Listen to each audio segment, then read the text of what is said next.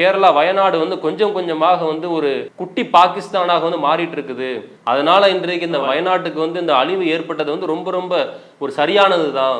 இந்த பாதிப்பு என்பது வந்து மலப்புரத்தில் ஏற்பட்டிருக்கணும். என்னை கேட்டா மலப்புரத்தில் வந்து அதிகமான மக்கள் முஸ்லீம்கள் வாழ்ந்துட்டு இருக்கிறாங்க, அங்கதான் இந்த அழிவு ஏற்பட்டிருக்கணும். ஆனா வந்து வயநாட்டுக்கு வந்துருச்சு. இதுவும் ஒரு குட்டி பாகிஸ்தானாக மாறிட்டு இருக்கு. அதனால இன்றைக்கு இந்த அழிவு ஏற்பட்டது வந்து ரொம்ப ரொம்ப ஒரு சரியானது தான் என்று கொஞ்சம் கூட இரக்க குணம் இல்லாமல், கொஞ்சம் கூட ஒரு மனிதத்தன்மை இல்லாமல் ஒரு கேடுகட்ட ஒரு செயலை செய்யறத பார்க்க முடியும். இவங்களா ஒரு மனுஷ ஜென்மங்களா என்று கேள்வி கேட்கக்கூடிய அளவுக்கு தான் இன்றைக்கு இந்த சங்கிகளுடைய நிலைமை மாறி போயிருக்குது. ஆனா பேசுற பேச்சை பார்த்தா தாங்கள் தான் என்னமோ அந்த தேச பற்றிற்கு சொந்தக்காரர்கள் மாதிரியான பேச்சுக்களை பேசுறது. பிரதமர் வந்து அந்த இடத்துக்கு வந்திருக்கணுமா இல்லையா? இவர் வந்து மக்கள் பாதிக்கப்படக்கூடிய களத்துக்கெல்லாம் ஒருபோதும் போக மாட்டார். நம்ம நாட்டுல மணிப்பூர் என்ற ஒரு மாநிலமே பற்றி எரிஞ்சிச்சு. எவ்வளவு கலவரங்கள், எத்தனை மக்கள் கொல்லப்பட்டாங்க. கொஞ்சம் கூட அந்த மாநிலத்தின் பக்கம் தலை வைத்து கூட பார்க்க, எங்கெல்லாம் மக்கள் பாதிக்கப்படுகின்றார்களோ அங்க போய் நின்று மக்களுக்கு ஆறுதல் சொல்றதுன்ற விஷயமே அவர்கிட்ட கிடையாது. இவர் போகக்கூடிய இடங்கள்லாம் எப்படி இருக்கணும் அப்படி சொன்னா, அம்பானியினுடைய மகன் திருமணத்துல போய் நிற்பார். அங்க போய் நல்லா உடையை போட்டுக்கொண்டு போட்டோவுக்கு போஸ் கொடுக்கிறது. அஸ்ஸலாமு அலைக்கும் வரஹ்மத்துல்லாஹி வபரகாத்துஹு. அன்பிற்குரிய சகோதர சகோதரிகளே, கடந்த வாரம் செவ்வாய்க்கிழமை அன்று அதிகாலை நேரத்தில் கேரள மாநிலம் வயநாடு பகுதியிலே ஏற்பட்ட அதிக மழையின் காரணத்தினால் ஏற்பட்ட மண் சரிவு, அதன் பிறகு ஏற்பட்ட பேரிடர் சம்பந்தமான விஷயங்கள் குறித்து பார்க்க இருக்கின்றோம். கேரள வயநாடு மண் சரிவை பொறுத்த வரைக்கும் ஒட்டுமொத்த மக்களையுமே அதிகமான அளவில் துயரத்திலே ஆழ்த்தி இருக்கக்கூடிய ஒரு பேரிடர் சம்பவமாக மாறியிருக்கின்றது. அன்றைய தினத்தில் அதிகாலை நேரத்தில் ஏற்பட்ட அந்த மண் சரிவின் காரணமாக வயநாட்டிலே முண்டகை கிராமம் உட்பட அதற்கு சுற்றி இருந்த பகுதியில் இருக்கக்கூடிய வீடுகள், மக்கள் அந்த மண் சரிவிலே புதையுண்டு. அந்த மண் சரிவினுடைய வேகத்தின் காரணமாக பல கிலோமீட்டர்கள் அடித்து செல்லப்படக்கூடிய ஒரு நிலைக்கும் தள்ளப்பட்டார். பேரழிவின் காரணமாக இதுவரையில் 350க்கும் அதிகமான பேர் உயிரிழந்திருக்கின்றார்கள் என்று அறிவிப்பு வெளியிட்டார்கள். இதுவரைக்கும் இவர்கள் உயிரோடு இருக்கின்றார்களா இல்லையா என்று 250க்கும் அதிகமான மக்களை இன்றளவிலும் காணாமல் தேடிக்கொண்டிருக்கக்கூடிய நிகழ்வும் நடந்து கொண்டிருக்கின்றது. இன்னும் ஒரு சில பேருடைய நிலைமை பார்த்தோம் அப்படி சொன்னால், சிதைந்த அந்த உடலினுடைய பாகங்கள் மட்டுமே வந்து கிட்டத்தட்ட 130க்கும் அதிகமான பாகங்கள் கிடைக்கப்பெற்று அது தங்களுடைய உறவினர்களால் அடையாளம் காணப்பட்டு அந்த நிலையும் இன்றைக்கு இருக்கிறத பார்க்க முடியும். இப்படி அதனுடைய பாதிப்பை பொறுத்த வரைக்கும் செவ்வாய்க்கிழமை முதற்கொண்டு இன்று வரைக்கும் மீட்பு பணி என்பது அதிக அளவிலே வந்து நடந்து கொண்டிருக்கின்றது. நாட்டில் இருக்கக்கூடிய மக்களை அதிகமான அளவில் துயரத்திற்கு உள்ளாக்கி இருக்கக்கூடிய இந்த சூழ்நிலையில் பல்வேறு பகுதிகளில் இருக்கக்கூடிய மக்கள் அந்த மக்களுக்காக வேண்டி உதவுவதற்காக வேண்டி தயாராக இருக்கக்கூடிய நிலையை நாம் பார்க்கிறோம். இராணுவத்தோடு சேர்ந்து ஏராளமான தொண்டு நிறுவனங்களாக இருந்தாலும் சரி, தன்னார்வலராக இருக்கக்கூடிய அமைப்புகளாக இருந்தாலும் சரி, மருத்துவர்கள் முதற்கொண்டு பல மக்கள் இன்றைக்கு அந்த களத்தில் நின்று மீட்பு பணிகளையும் மீட்டு கொண்டு வந்த மக்களுக்கு தங்களால் இயன்ற அளவிற்கு வந்து அந்த உணவு முதற்கொண்ட பொருட்களை கொடுத்து அவர்களுக்கு உதவக்கூடிய அந்த செயல்களும் வந்து தொடர்ச்சியாக நடந்து கொண்டது பார்க்க. பல ஆயிரக்கணக்கான தொண்டர்கள் தங்களுடைய நேரங்களை ஒதுக்கி தங்களுடைய உயிருக்கே பாதிப்பு ஆனாலும் பரவாயில்லை, பாதிக்கப்பட்டிருக்கக்கூடிய என்னுடைய சகோதர சகோதரிகளை நான் காப்பாற்ற வேண்டும், என்னால் இயன்ற அளவிற்கு அவர்களுக்கு தேவையான உதவிகளை நான் செய்து கொடுக்க வேண்டும் என்ற மனிதத்தன்மையின் அடிப்படையில் இன்றைக்கு ஏராளமான சகோதரர்கள் இன்றைக்கு அந்த களத்தில் நின்று அந்த மக்களுக்கான உதவிகளை வந்து செய்து கொண்டிருப்பது பார்க்க முடியும். இது இல்லாமல் அந்த களத்திற்கு அப்பாற்பட்டு நம்ம பார்த்தோம் அப்படி சொன்னால், ஊரில் இருக்கக்கூடிய நாட்டில் இருக்கக்கூடிய ஏராளமான மக்கள், பாதிக்கப்பட்ட மக்களுக்கு தேவையான உதவிகளை அவர்களுக்கு என்ன தேவையாக இருந்தாலும், உணவாக இருந்தாலும், உடையாக இருந்தாலும், பொருளாதாரமாக இருந்தாலும் அதை நாங்கள் கொடுப்பதற்கு தயாராக இருக்கின்றோம் என்று ஏராளமான மக்கள் முன்வரக்கூடிய நிலையும் இன்றைக்கு நாம் பார்க்கின்றோம். இந்த அடிப்படையில் அங்கே நடைபெற்ற ஒரு சம்பவத்தை எடுத்து பார்த்தோம் அப்படின்னு சொன்னால், ஆரம்பத்தில் வந்து இது மாதிரியான மக்கள் அந்த பக்கம் மாட்டிட்டு இருக்கிறாங்க. இந்த பக்கம் பார்த்தோம் அப்படின்னு சொன்னால் மீட்பு படையினர் இருக்கின்றார்கள். அந்த நடுவில் ஓடக்கூடிய அந்த காற்றாட்டு வெள்ளம் வந்து அப்படியே வந்து அதிகமான அளவில் தண்ணி ஓடிட்டு இருக்குது. மக்களை கொஞ்சம் கொஞ்சமாக மீட்டு கொண்டு வந்து இங்கே கொண்டு வந்து அவர்களுக்கு தேவையான முதலுதவிகளை செய்து கொடுக்கக்கூடிய அந்த தருணத்தில் அது ரொம்ப ஒரு சிரமமான ஒரு வேலையாக இருக்கின்றது. அதற்கு பகரமாக நாம் இங்கிருந்து ஒரு செவிலியரை, ஒரு நர்ஸை நாம் அந்த பக்கம் நம்ம அனுப்பி அவர்களுக்கு தேவையான உதவிகளை நாம் செய்யலாம் என்று பலரும் முடிவு செய்து ஒரு ஆண் நர்ஸு, ஆண் செவிலியரை தேடக்கூடிய நேரத்தில் ஒரு பெண்மணி வந்து முன் வர்றாங்க. சபீனா என்று சொல்லப்படக்கூடிய செவிலிய வேலை செய்யக்கூடிய அந்த பெண்மணி, மக்களுக்கு நான் என்னால் இயன்ற உதவிகளை நான் செய்வதற்கு தயார் என்று முன் வருகின்றார்கள். அப்போ அந்த இடத்துல இருக்கிறவங்க கேட்குறாங்க, எப்படி உங்களால் அங்கே போய் வந்து செய்ய முடியும் என்று கேட்கக்கூடிய நேரத்தில் அந்த பெண்மணி அழகான முறையில் பதில் சொல்கிறாங்க, என்னுடைய உயிர் எனக்கு இப்போ வந்து பெருசாக தெரியல, அந்த பக்கம் இருக்கக்கூடிய மக்கள் என்னுடைய சகோதர சகோதரிகள் உயிரோடு இருக்கிறாங்களா இல்லையான்றது தெரியல, எவ்வளோ பேருக்கு எந்த அளவுக்கு பாதிப்பு ஏற்பட்டிருக்குன்றது தெரியல. அவர்களுக்கு இந்த நேரத்தில் என்னால் முடிந்த அளவிற்கு நான் என்னுடைய உதவிகளை நான் செஞ்சு கொடுக்கணும், அந்த நேரத்தில் என்னுடைய உயிர் எனக்கு இப்போ பெருசாக தெரியலை என்று அந்த பதிலை அவர்கள் சொல்கின்றார்கள். அந்த ஆற்றின் குறுக்கே இருக்கக்கூடிய ஜிப்லைன் என்று சொல்லக்கூடிய அந்த கம்பியின் மூலமாக சபீனா என்று சொல்லக்கூடிய அந்த பெண்மணி ஆற்றங்கரைக்கு அந்த பக்கம் அனுப்பப்படுகின்றார்கள். தன்னால் இயன்ற அளவிற்கு கிட்டத்தட்ட 35க்கும் அதிகமான மக்களுக்கு அந்த இடத்திலே போய் அவர்களுக்கு தேவையான அந்த முதலுதவியை செய்து கொடுத்து அதன் பிறகு அந்த மக்கள் அங்கிருந்து பாதுகாப்பாக மீட்டு கொண்டு வந்து நிவாரண முகாம்களை தங்க வைக்கப்படுறாங்க. இரவு பகல் பார்க்காமல் தூங்காமல் டாக்டர்களாக இருந்தாலும் செவிலியர்களாக இருந்தாலும் களப்பணியாளர்கள் பல சகோதரர்கள் அந்த இடத்தில் நின்று அந்த முகாம்களில் பாதிக்கப்பட்ட மக்களுக்கு ஏராளமான உதவிகளை தங்களால் இயன்ற அளவிற்கு தூங்காமல் கொள்ளாமல் இரவு பகல் பார்க்காமல் அந்த இடத்துல நின்று தேவையான உதவிகளை செஞ்சு கொடுக்கின்றாங்க. அங்க நடைபெற்ற ஒரு அழகான ஒரு நிகழ்வு என்ன அப்படி சொன்னா, பெரியவர்களாக இருக்கக்கூடியவர்களுக்கு அந்த இடத்துல உணவு கொடுக்கப்படுகின்றது. ஆனால் பல பச்சிளம் குழந்தைகள் தங்களுடைய பெற்றோர்களை இழந்து வாடுகின்றார்கள். பெற்றோர்கள் இருக்கின்றார்களா அல்லது இல்லையா என்பது தெரியவில்லை. பல குழந்தைகளுடைய பெற்றோர்கள் இறந்து விடுகின்றார்கள். அப்படி இருக்கக்கூடிய அந்த குழந்தைகளுக்கு தாய்ப்பால் கொடுக்கக்கூடிய நிலை ஏற்படுகின்ற போது அந்த இடத்தில் ஒரு பெண்மணி முன்வருகின்றார். அவர்களும் ஒரு முஸ்லீம் குடும்பத்தை சேர்ந்தவர்கள். அஜீஸ் என்ற அந்த சகோதரர் அறிவிப்பு வெளியிடுறார், பதிவு போடுறார். குழந்தைகளுக்கு தாய்ப்பால் தேவைப்படுவதாக இருந்தால் அந்த பச்சிளம் குழந்தைகளுக்கு தாய்ப்பால் கொடுப்பதற்கு என்னுடைய மனைவி தயாராக இருக்கின்றார் என்ற அந்த பதிவை அந்த இடத்துல வெளியிட்டு ஒரு தாய்மையினுடைய ஒரு வெளிப்பாடாக களத்தில் அந்த பெண்மணி தன்னுடைய கை குழந்தைக்கும் அவர்கள் தாய்ப்பாலை புகட்டுகின்றார்கள். இது இல்லாமல் பெற்றோர் இல்லாமல் வாடுகின்ற அந்த குழந்தைகளுக்கும் தன்னால் இயன்ற அளவிற்கு தாய்ப்பாலை கொடுத்து அந்த குழந்தைகளுக்கு உணவு கொடுக்கின்றார்கள் என்பதையும் நம்ம அந்த செய்தியின் மூலமாக தெரிய வருகின்றோம். இப்படி தங்களால் இயன்ற அளவிற்கு ஏராளமானவர்கள் என்கிட்ட என்ன இருக்கின்றதோ அதை என்னுடைய சகோதரனுக்கு நான் கொடுத்து நான் உதவி செய்ய வேண்டும் என்று மனிதாபிமான அடிப்படையில் இன்றைக்கு எல்லாருமே அந்த மக்களுக்காக வேண்டிய உதவிகள் செய்ய முன் வந்திருக்கிறத பார்க்கிறோம். ஏராளமான மக்கள் பொருளாதாரத்தை கொண்டு கொட்டுகின்றார்கள்.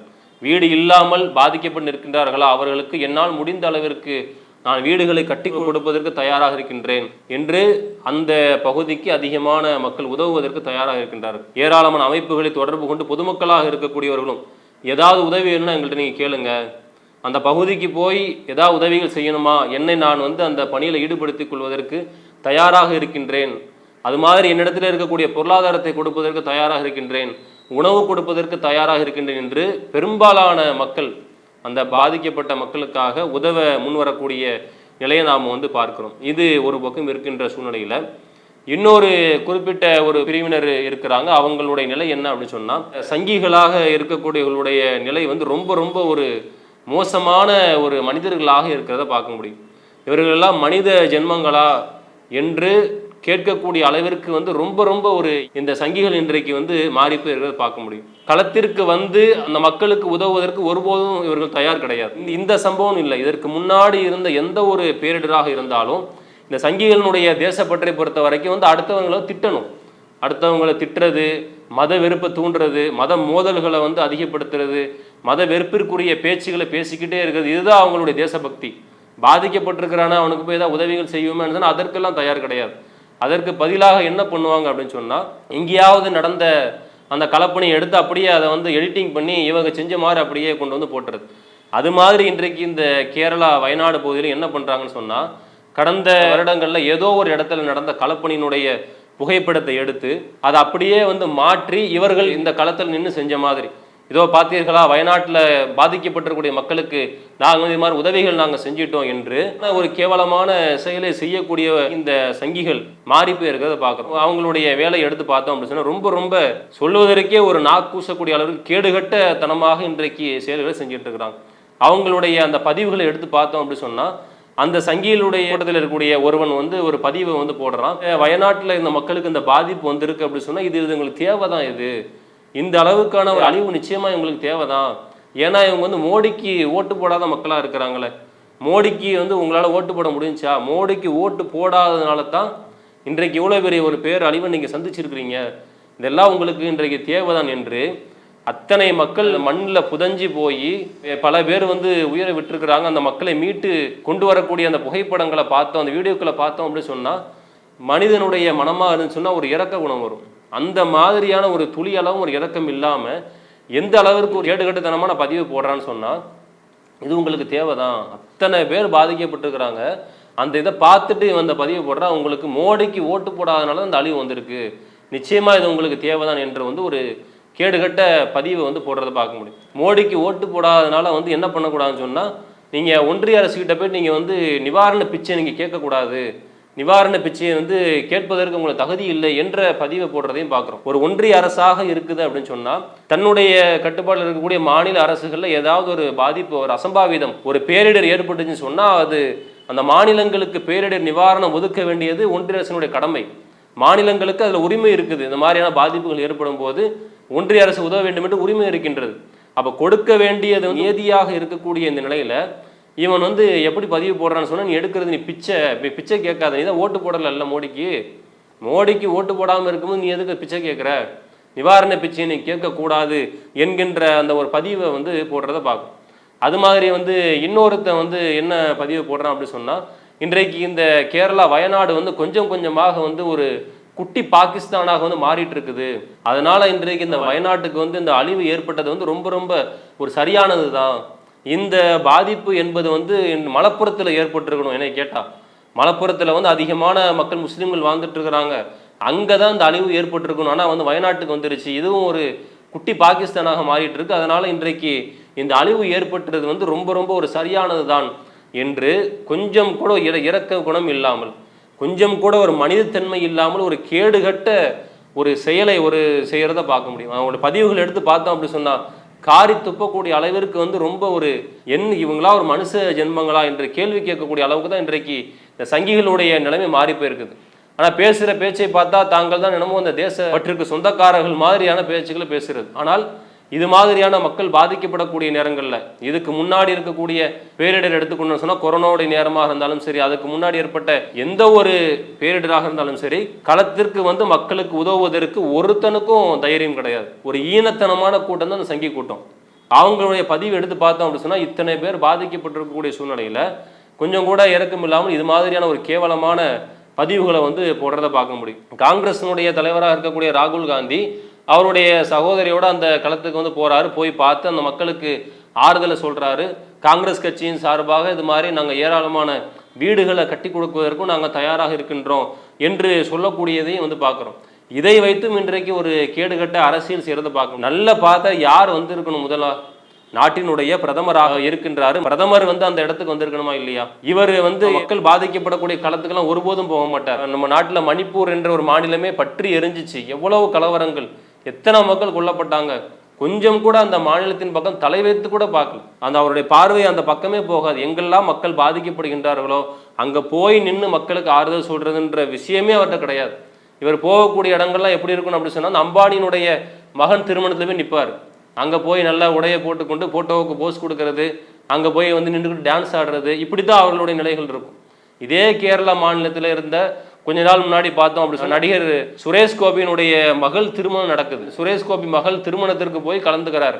அங்கே போய் கலந்து கொண்டு அங்கே போய் நின்றுக்கிட்டு ஃபோட்டோக்கு போஸ்ட் கொடுத்துக்கிட்டு, அது மாதிரியான திருமண நிகழ்வுகள், கூத்தாடிகள் யாரெல்லாம் இருக்கிறாங்களோ, யாராலையெல்லாம் இந்த நாட்டிற்கு துளி அளவும் ஒரு பிரயோஜனமும் இல்லையோ, எந்த ஒரு நன்மையும் இல்லாத யாரெல்லாம் இருக்கிறாங்களோ, அந்த மாதிரியான கூத்தாடிகளுடைய வீடுகளில் போய் அவங்களுடைய திருமணங்களை கலந்துக்கிறது, அவங்கள போய் சந்திக்கிறது, நடிகைகளோட உட்காந்து பேசிக்கிட்டு பேட்டி கொடுத்து அதை எடுத்து வீடியோ எடுத்து போடுறது, இப்படி கேடுகட்ட செயலை செய்யக்கூடிய நபராகத்தான் இன்றைக்கு பிரதமர் மோடி இருக்கிறார். பாதிக்கப்பட்ட இடத்துக்கு நம்ம போகணுமே, போய் அந்த மக்களுக்கு ஆறுதல் சொல்லணுமே என்ற ஒரு எண்ணம் ஒரு துளி அளவு இல்லாதவராகத்தான் இவர் இருக்கின்றார். அப்போ இவருடைய தொண்டர்களும் வந்து அது மாதிரி தான் இருப்பாங்க. இப்போ அவங்களுடைய எண்ணங்கள் பேச்சுகள் எடுத்து பார்த்தோம் அப்படின்னு சொன்னால் ரொம்ப ரொம்ப ஒரு கேடுகட்ட நிலைக்கு இன்றைக்கு தள்ளப்படுறதை பார்க்க முடியும். இவர்களோட இனம் காண்டுக்கணும் எந்த அளவுக்கு இவங்களுடைய அரசியல் இருக்குது, எதை வைத்தெல்லாம் இவர்கள் அரசியல் செய்கின்றார்கள் என்பதை வந்து எல்லா மக்களும் வந்து இன்றைக்கு நாம் புரிந்து கொள்ள வேண்டிய நிலைக்கு நாம் தள்ளப்படுறோம் என்பதை சொல்லிக்கொண்டு, கூடுதலாக இன்றைக்கு அந்த வயநாட்டில் இருக்கக்கூடிய அந்த நிலைமை ரொம்ப ரொம்ப ஒரு பாதிப்பான நிலைமையாக இருக்குது. எந்த அளவுக்கு அப்படின்னு சொன்னால், இன்னும் வந்து 200க்கும் அதிகமான பேரை வந்து காணாமல் தான் இருக்கிறாங்க. இப்போ அரசாங்கமே இன்றைக்கு எப்படிப்பட்ட ஒரு முடிவுக்கு தள்ளப்படுறாங்க அப்படின்னு சொன்னால், இவர்களை வந்து இன்றைக்கு ஒரு வார காலத்திற்கு அதிகமாக நேரம் ஆகிப்போச்சு. இதற்கு பிறகு நாம் அவங்களை எப்படி நம்ம தேடி கண்டுபிடிக்க முடியும்? அதனால் காணாமற் போனவர்களை நாம் வந்து இறந்தவர்களை பட்டியலே சேர்த்து விடலாமா என்ற ஒரு முடிவுக்கெல்லாம் வந்து இன்றைக்கு தள்ளப்படுறாங்க. அப்போ அவர்களை காணாமல் இருக்கக்கூடிய அவர்களுடைய உறவினர்களுடைய நிலையை எடுத்து பார்த்தோம் அப்படின்னு சொன்னால், உயிரோடு இருக்கிறாங்களா இல்லையானே தெரியாமல் இன்றைக்கு வந்து அந்த அளவிற்கு ரொம்ப ஒரு மன உளைச்சலுக்கு பாதிப்புக்கு உள்ளாகி இன்றைக்கு அந்த மக்கள் இருக்கின்றார்கள். அப்போ அந்த மக்களுக்கு எல்லா வகையிலும் நம்மால் இயன்ற உதவிகளை செய்யக்கூடியவர்களாகவும், அந்த மக்களின் மேல் அதிகமான இரக்கம் கொண்டு, இவனும் என்னுடைய சகோதரன் தான், எந்த மதத்தை சேர்ந்தவனாக இருந்தாலும் இன்றைக்கு களத்தில் இருக்கக்கூடிய சகோதர நிலை அப்படிதான் இருக்குது. அந்த பெண்மணி இன்றைக்கு அந்த ஆற்றை கடந்து போறாங்க, ஒரு பெண்மணி தாய்ப்பால் கொடுக்குறாங்க, பல பேர் இன்றைக்கு இரவு பகல் பாராமல் நின்று அந்த களத்தில் நின்று மக்களுக்கு உதவிகள் செய்கிறாங்கன்னு சொன்னால் ஜாதியை பார்த்து செய்கிறானா அவன், அல்லது இவன் என்னுடைய மதத்தை சேர்ந்தவனா இல்லை பிற மதத்தை சேர்ந்தவனா என்று பார்த்து செய்கிறானா? அதெல்லாம் கிடையாது. அவன் ஒரு மனிதன், பாதிக்கப்பட்டிருக்கிறான். என்னால் முடிந்த அளவிற்கு நான் அவனை மீட்டு கொண்டு வந்து என்னால் முடிஞ்ச அளவுக்கு நான் செய்வேன், இறைவனுடைய திருப்தி எதிர்பார்த்து நான் செய்வேன் என்று தான் இன்றைக்கு களத்தில் இருக்கக்கூடிய எல்லாரோட நிலைமையும் இருக்குது. அதுக்கு அப்படியே மாற்றமாகத்தான் இந்த சங்கி கூட்டம் வந்து துளி அளவும் ஒரு இரக்கமில்லாத ஒரு ஜென்மமாக இன்றைக்கு வந்து மனிதநேயமே இல்லாதவர்களாக இன்றைக்கு மாறி போயிருக்கின்றார்கள். அப்படிப்பட்ட நிலையில பல மக்கள் இன்றைக்கு அந்த களத்தில் நின்று உழைத்துக் கொண்டிருக்கிறார்கள். உழைக்கக்கூடிய அந்த மக்களுக்காக வேண்டியும், பாதிக்கப்பட்டிருக்கக்கூடிய அந்த மக்களுக்காக வேண்டியும் அதிகமான உதவிகளை செய்யக்கூடியவர்களாகவும், அவர்களுக்காக வேண்டி பிரார்த்தனை செய்யக்கூடியவர்களாகவும் நாம் என்றைக்கும் இருக்க வேண்டும் என்றை சொல்லிக்கொண்டு செய்தியும் இந்த நிகழ்ச்சியை முடித்துக் கொள்கிறோம். அஸ்ஸலாமு அலைக்கும் வரஹ்மத்துல்லாஹி வபரகாத்துஹு. இஸ்லாம் மற்றும் சமுதாய செய்திகளை அறிந்து கொள்ள தமிழ்நாடு தௌஹீத் ஜமாஅத் யூடியூப் பக்கத்தை உடனடியாக சப்ஸ்கிரைப் செய்து கொள்ளுங்கள். மேலும் பெல் பட்டனையும் கிளிக் செய்து கொள்ளுங்கள்.